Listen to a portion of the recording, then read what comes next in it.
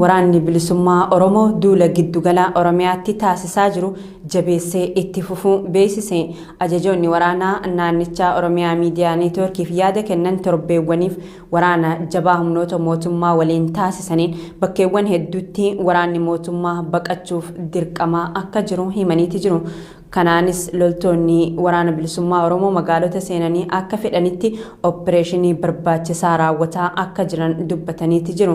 Haaluma kanaan godina Shawaa Lixaa aanaa Meettaa Roobii magaalota Shinoo Katkatoo fi Laga Roobiitti lolli cimaan akka adeemsifamee fi humnoonni mootummaa to'achuu akka dadhaban nutti himaniiti jiru. Aanaa Meettaa Roobiitti iddoo sanitti lola garagaraa sadii ta'e guyyaa kaleessaa. Achuma magaalaa Shinoo qaama viidiyoo argitu kana magaalaa Shinooti. Magaalaa Katkatoo achuma kiiloomeetira muraasa magaalaa sanarraa kan fagaattu. Sadaffaan magaalaa Laga Roobiitti lolli ta'ee lola gurguddaa ta'ee egaa lola sanarratti injifannoo gurguddaa ta'e argamee waraanni illee yeroodhaaf naannoo sana gadhiisee baqatee ture waraanni mootummaadhaa.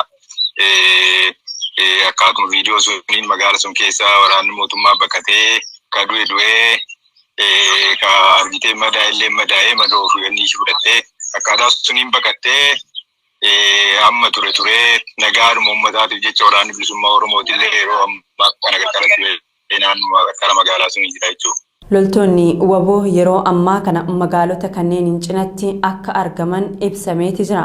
Bifuma wal fakkaatuun torbee dabres godina Shawaa Lixaa aanaa Dirree Hincinniitti waboon humnoota mootummaa irra aanuun magaalaa seenee opereeshinii jabaa raawwatee akka bahe jiraattotaa fi qondaalota waraanaa naannichaarraa odeeffannee jirra. ABO waboon ibsa hagayya 31 bara 2022 kaleessa baaseen torbee darbe keessa gargaarsa namoomaaf jecham waamicha dhukaasa dhaabuu mootummaaf taasisuu yaadachiisee mootummaan dirqama idil addunyaa lammiilee nagaa eeguuf qabuun cinatti dhiisuun beela akka meeshaa waraanaatti dhimma itti bahaa jira jedhe.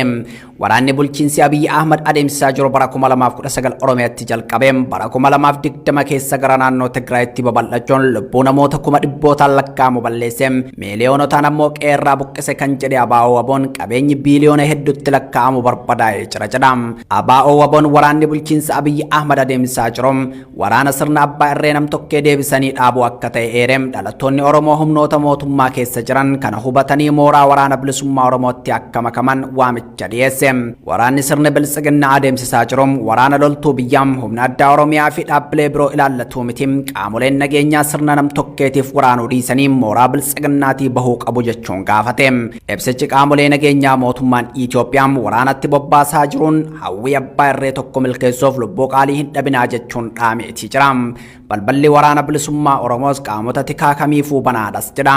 Seenaa yeroo dhiyoo keessatti sirni akkanaa Oromoof gara jabeessa ta'eef gatii guddaa kafalchiisee hin jiru kan jedhu waraanni bilisummaa Oromoo kun dhugaa guyyaa guyyaan sirni kun aangoo isaa tiksuuf jecha ajjechaa jumlaa reebichaaf dararaa garaagaraa uummata irratti raawwataa jirudha jedha. Waraanichi dhaamsa uummata Oromootiif dhaameen piroopoogaandaa fi burjaajii sirni oofu osoo hin dhagahin deeggarsa waraana bilisummaa Oromoof taasiftan itti fufaa jedhe. Miidiyaaleen Oromoo hojii odeeffannoo uummataa dhaqqabsiisuu hojjetaa jiran akka itti fufuu qabanis dhaameetii jira. Adeemsi giddu lixiinsa hawaasa idil addunyaa kufaadha kan jedhe waraanni bilisummaa Oromoo dhaabbanni Afrikaa irra guddaa ta'e gamtaan Afrikaa waraana Oromiyaa Beneshaangul Gumuz akkasuma Gaambeellaa keessatti adeemsifamu cinatti dhiisuun kan Tigraay qofa irratti xiyyeeffate jedhe. Gochaan dhaabbata kanaa ammoo fudhatama hin qabu jedha.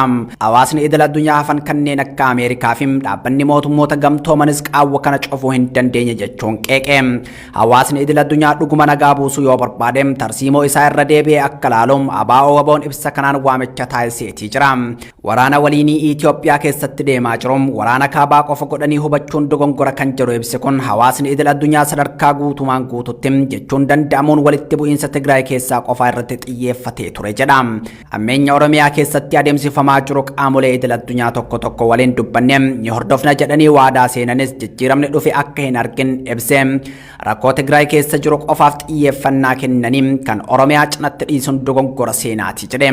Hawaasni idil addunyaa qooda fudhattoota hunda osoo hin hammatin Biltsiginnaaf TPLF qofa jidduutti jaarsummaa taa'uuf murteessuun sirrii miti kan jedhe ABO'n kun ammoo tooftaa Abiyyi Ahmad diraamaa haasaa nageenyaa jedhuun mormitoota isaa takka takkaan balleessuuf biyyoota lixaa irraa ammoo deeggarsa argachuuf taasisedha jedha.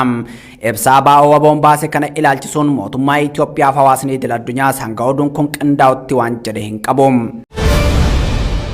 Dheengadda kibxata barirraa eegalee magaalaa Agamsaa ibiddaa fi rasaasa gidduutti argamti jedhuun jiraattonni aanaa Amuuruu magaalaa Agamsaa irraa OMN'f yaada isaanii kennaniin dargaggoota reeffa namoota haleelichaan ajjeefamanii walitti qabuun awwaalaa jiran gidduu namni OMN dubbise tokko akka jedhutti hagayya 30 bara 2022 guyyaa gaafa kibxataa barii haleellaa suukaneessaan humnoonni shororkeessitoota faannoo fi finxaalayyiin Amaaraa magaalattii irratti raawwataniin hanga ammaatti lubbuun namoota 50 olii darbee jira jedha.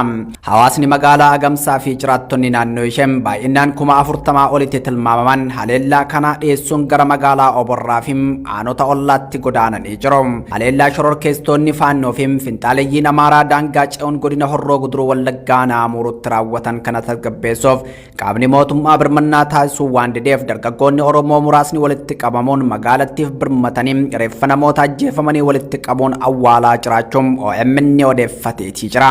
Hanga ammaatti magaalaan Agamsaa osoo hin tasgabbaa'in jiraachuu kan himan maddeen manneen abiddaan gubaman hedduu ibiddi akka irraa hin dhaamin akkasumas waajjiraalee mootummaa caccaban keessaa dokumentoonni adda addaa bittinneeffaman faca'anii jiraachuu dubbatu. Mootummaa naannoo Oromiyaas ta'e federaalaa lubbuun nama 50 darbus hanga yoonaa gara Agamsaa osoo hin dhufin jiru kan jedhan maddeen birmannaa hawaasni ganda gobburraa taasiseen amma tokko reeffa daandirraa kaasuu dandeenye jirra jedhu. Ammas taanaan sodaa qabaachuu kan ibsan jiraattonni magaalaa Agamsaa humnoonni finxaaliyyii Amaaraaf shororkeessitoonni faannoo ammallee gandoota baadiyyaa aanaa Amuuruu 16 guutumaan guututti qabatanii jiraachuu ibsu. Haleellaa suukaneessaan kun raawwatamuu isaa booda magaalattii keessa jiraattonni waan godaananiif biyyoona fakkaattee jirtis jedhu. Namoonni haleellaa finxaaleyyii kanaatiin ajjeefaman baay'inni isaanii hammam ta'uu akka danda'u tilmaamoonni cimaa kan jedhu dargaggoota magaalicha keessatti hafanii reeffa namootaa kaasaa jiran gidduudhaa tokko anumtuu harka kiyyaan reeffa nama 37 ta'anii kaasee hiriyoota kiyya waliin awwaalee jira jedha. Hanga ammaatti namoonni argamanii awwaalaman 50tti kan dhiyaatan ta'anis namni gariin eessa akka jiruu fi maalirraa akka jiru waan hin beekamneef baay'inni namoota ajjeefamanii kana jechuun ni cima jedha.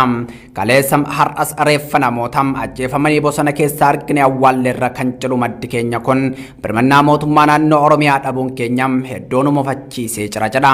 Kan nu ajjeese lammii biyya biraarraa dhufee miti kan jedhu namni kun finxaaliyyii Amaaraaf shororkeessitoota faannoo mootummaan naannoo Amaaraa babal'ifannaa lafaaf garanatti bobbaase ta'uun hunduu waan beekuuf dhimmi kun kallattumaan mootummaa naannoo Oromiyaa ilaallata ture jechuun miira isaa ibsa. Aanaa Amuuruutiin alatti aanaan jaartee jaardagaa Kiraamuu fi Jimmaa Gannatillee aanaalee xiyyeeffannaa finxaaliyyii Amaaraa kana keessa jiran ta'uun kan ibsan maddeen yeroo ammaa kanatti humnoonni shororkeessitoota faannoo fi finxaalayyiin Amaaraa gandoota magaalaa Agamsaa marsanii buufatanii jiran alaabaa mootummaa naannoo Amaaraa dhaabbatanii waan jiraniif sodaa qabna jedhu.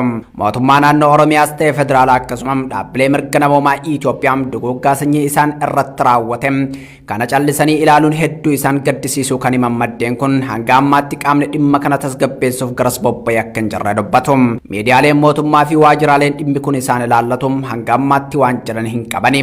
Enumaayyuu abbaan taayitaa sabimaalee Itoophiyaa xalayaa TVFIBtiif barreesseen gabaasni aanaa Amuuruu ilaalchisee gabaafame gabaaseen qulqullaa'anii fi sabaa fi saba walitti buusuudha jechuun duguggaa sanyii uummata Oromoo irratti raawwatamaa jiru kanaan miidiyaalee gabaasan akeekkachiiseetii jira. Miseensota maatii isaa keessaa hanga ammaatti namni 5 ajjeefamuu kan himu dargaggeessi tokko abbaa koo dabalatee wasiilanii fi firoota koo biroo 2tu haleellichaan lubbuu dhabee jedha. Abbaan isaa manguddoo humna hin qabne waan ta'aniif haleellaa kana dhiyeessuuf waan hin dandeenyeef manuma keessa akka turan kan himu dargaggeessi kun abbaa koo dabalatee qe'ee tokko keessatti nama 5tu ajjeefame jechuun Oromiyaa Miidiyaa Neetworkitti hime. maatii hedduu miidhame abbaa koo miidhame waan ta'eef abbaa koo nama waggaa fiigee danda'ee deemuu hin dandeenye jaarsa maratti galee nama manguddoo nama waggaa 108 kan miidhame.